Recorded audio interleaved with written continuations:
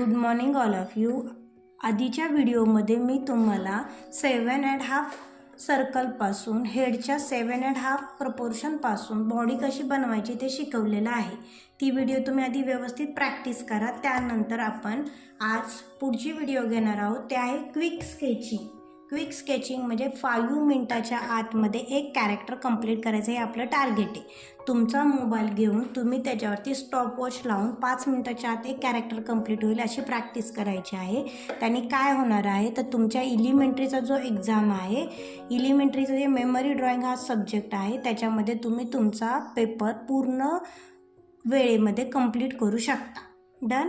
तर आपण आज आता हे कॅरेक्टर बघणार आहे ते कसं ड्रॉ करायचं. लक्षात घ्या, कोणतंही कॅरेक्टर किंवा कोणतीही वस्तू ड्रॉ करताना त्याला सिम्प्लिफायमध्ये कन्वर्ट करायचं असतं.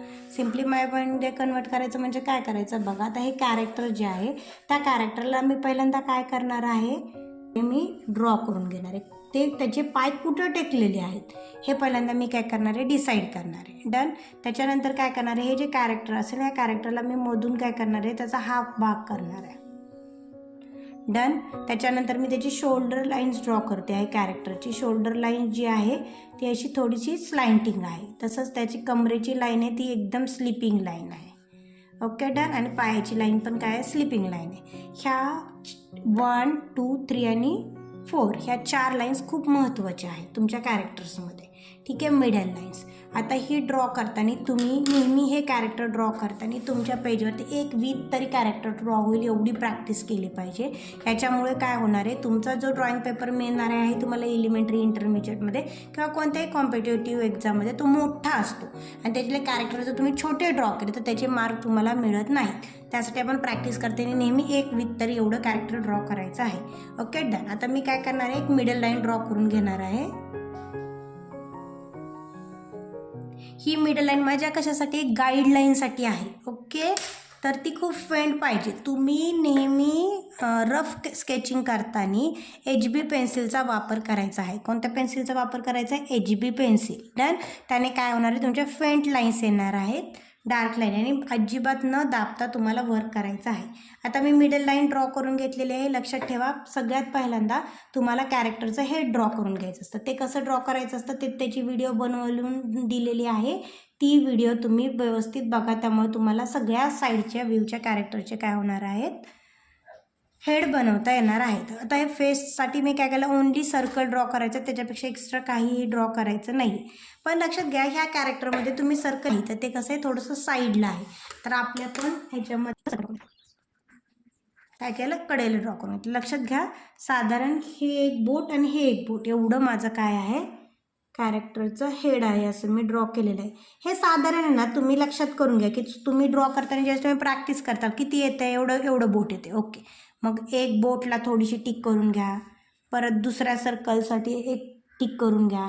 तिसऱ्या सर्कलसाठी एक टिक करून घ्या. चौथ्या सर्कलसाठी एक टिक करून घ्या. परत 5व्या सर्कलसाठी एक करून घ्या. 6व्यासाठी एक करून घ्या.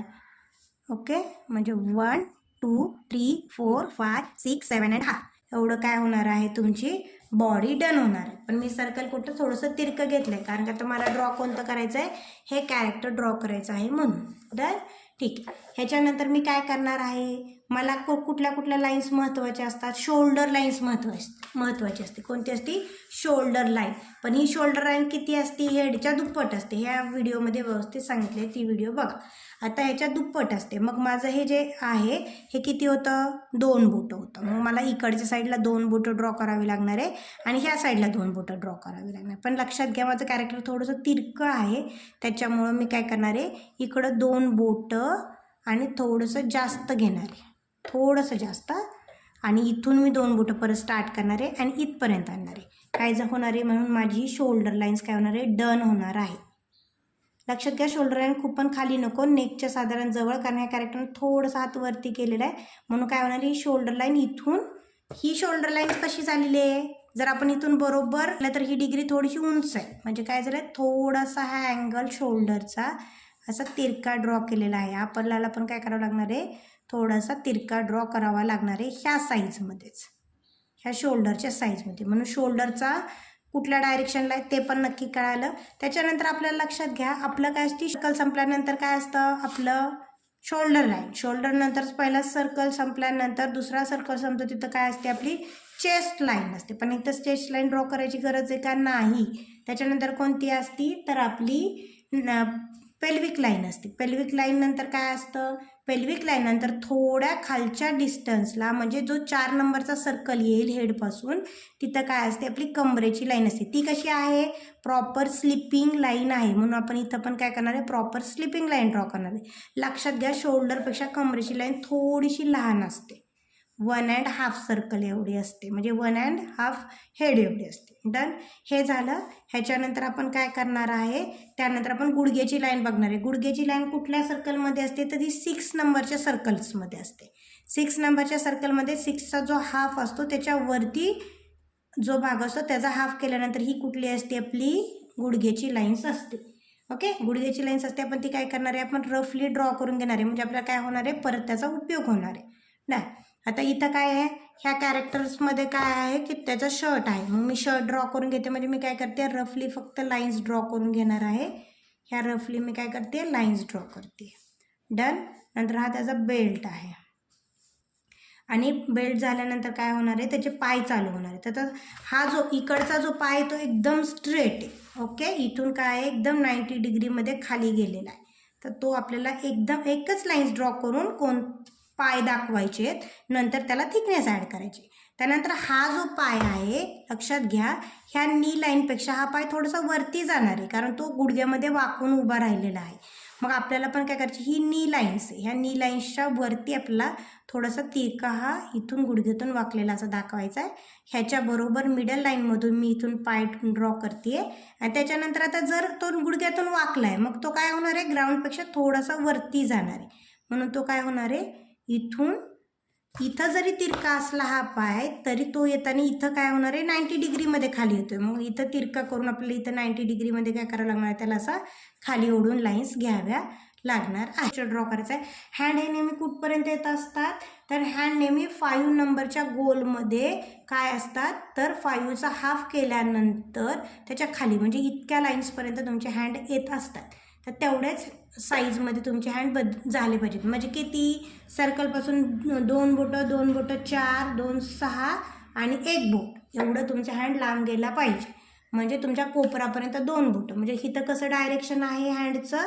हे असं डायरेक्शन आहे. हे तुमची 2 बोटं हँड्सची इथं आलेली पाहिजे. डन. त्याच्यानंतर हे तिरका हात इकडं वरती गेलेला आहे, तो पण किती आले पाहिजे? साधारण 2 बोटं आणि थोडंसं वरती आलं पाहिजे. नंतर इथून तुमचा पाम चालू होतो. तर हे मी फक्त हँडची डायरेक्शन ड्रॉ केलेली. त्याच्यानंतर सेम ह्या साईडला पण तुमचा हँड कुठपर्यंत आला पाहिजे? 5 अँड खालच्या हाफमध्ये, म्हणजे इथपर्यंत तुमचा हँड आला पाहिजे. नीच्या वरती लाईन्स आली पाहिजे हँड्सची.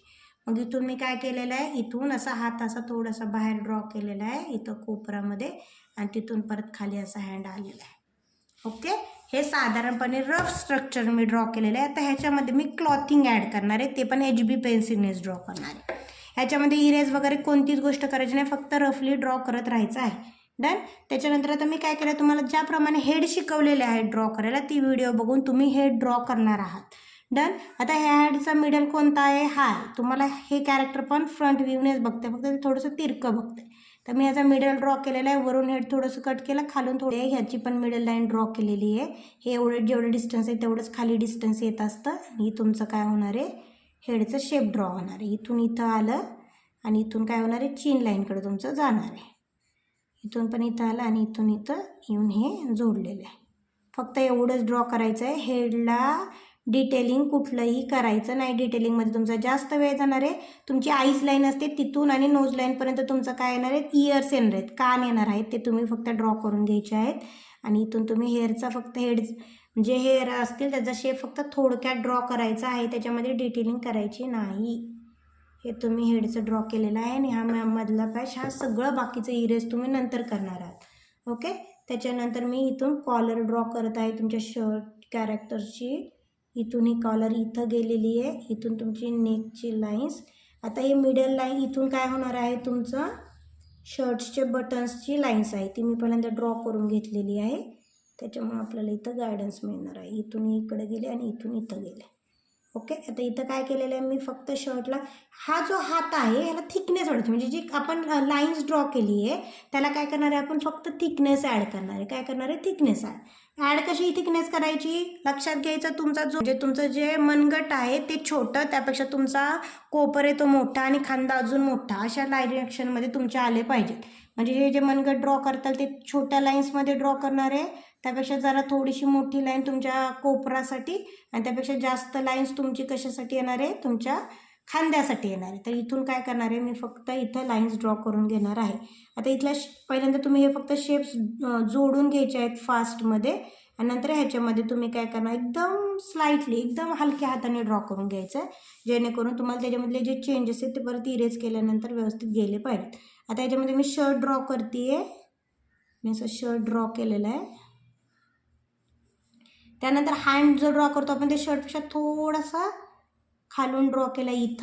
इथं थोडा फुगीर भाग असतो म्हणून फुगीर भाग ड्रॉ केल्यानंतर असं केलेलं आहे. लक्षात घ्या खालचा पॅच फक्त असा काय असतो राऊंडिश असतो थोडासा, त्याच्यामध्ये जास्त शेप नसतात. Okay done. हा हँडचं झालेलं आहे.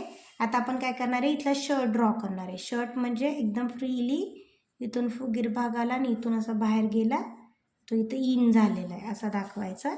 मिडल लाईन आपली झालेली आहे ड्रॉ करून.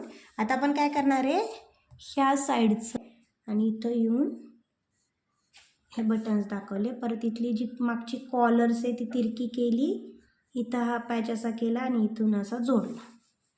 ओके, आता हे कॅरेक्टर तिरकं उभं आहे ना स्लाइंटिंग लाईन्समध्ये, मग आपल्याला दिसायला म्हणजे त्याची शोल्डर जी होती ती स्लाइंटिंग होती. ह्या थोड्याशा जर आपण शोल्डरच्या लाईन्स चेंज केल्या ना तर काय होतं कॅरेक्टर अजून जिवंत दिसतं आणि तुमचं कॅरेक्टर अजून चांगलं दिसतं. त्यामुळे थोड्याशा तुमच्या कमरेची लाईन्स ह्याच्या लाईन्स काय करायच्या थोड्याशा चेंज करायच्या. हे हाताचं तुमचा कोपर याच्यावरती शर्ट संपवायचा आहे म्हणून मी इथून शर्टची लाईन्स ड्रॉ केली आणि इथून हे इथं ड्रॉ केलेलं आहे आणि शर्टची लाईन्स डायरेक्ट बाहेर आली आणि इथं जोडल्या गेली. ओके, अशा पद्धतीने तुम्ही हा इथं बेल्ट ड्रॉ करायचं आहे तुम्हाला.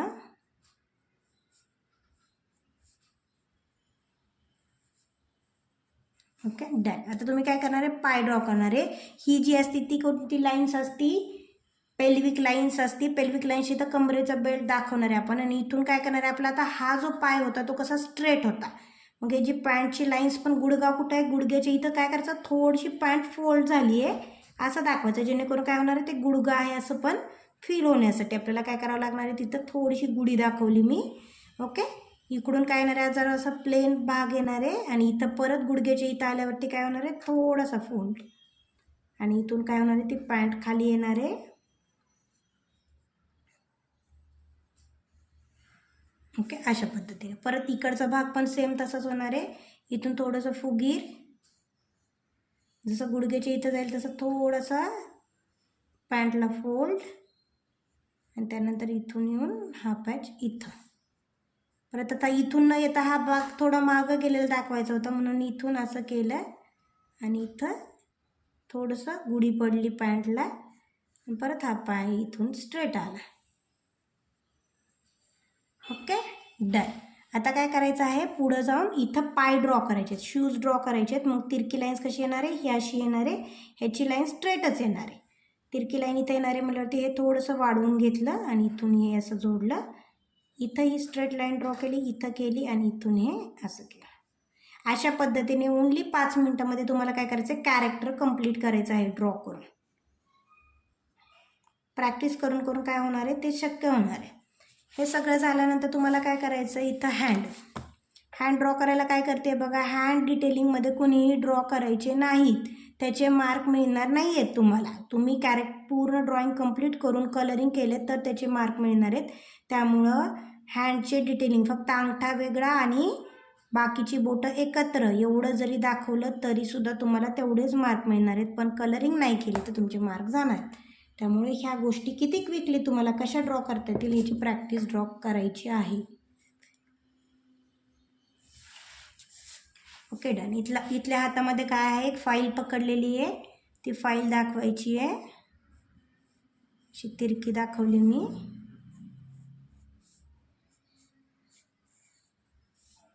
आता इथं हात पकडलेला त्याच्यामुळे तो असा होणार आहे, इथं असं होणार आहे आणि इथून एक बोट असं दाखवायचं आहे.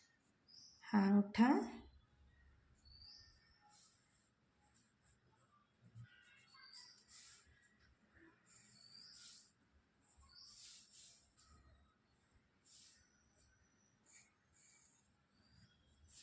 असं. आणि काय होणार आहे, हे तुमच्या बॉडीच्या वरती येणार आहे. त्यामुळे इथल्या लाईन्स मी काय केलं, इरेज करून टाकला. हे सगळं झाल्यानंतर हे तुम्हाला ज्यावेळेस वाटेल की फायनल झालेलं आहे त्यावेळेस तुम्ही काय करणार आहात, पेननी त्याला बॉर्डर करून घेणार. आता सध्या ब्लॅक जेल पेननी तुम्ही, वॉटरप्रूफ ब्लॅक जेल पेनने तुम्ही इतक्या कॅरेक्टरला काय करायचं आहे, फायनल लुक द्यायचा आहे. फायनल लुक द्यायचा आहे म्हणजे मी त्याचे हेअर केले. ओके, सगळं झाल्यानंतर तुम्ही इरेजर घेऊन काय करायचं आहे, तुमचं कॅरेक्टर इरेज करायचं आहे. पण लक्षात घ्या, इरेज करताना प्रॉपर पेपर पकडायचा आहे. तुम्ही इरेज करताना पेपर फाटला नाही पाहिजे किंवा वाकडा तिकडा झाला नाही पाहिजे. ह्या बोठ्या हाताने पेपर पकडून नंतर ह्या हाताने दाब देऊन काय करायचं आहे, इरेज करायचं आहे कॅरेक्टर.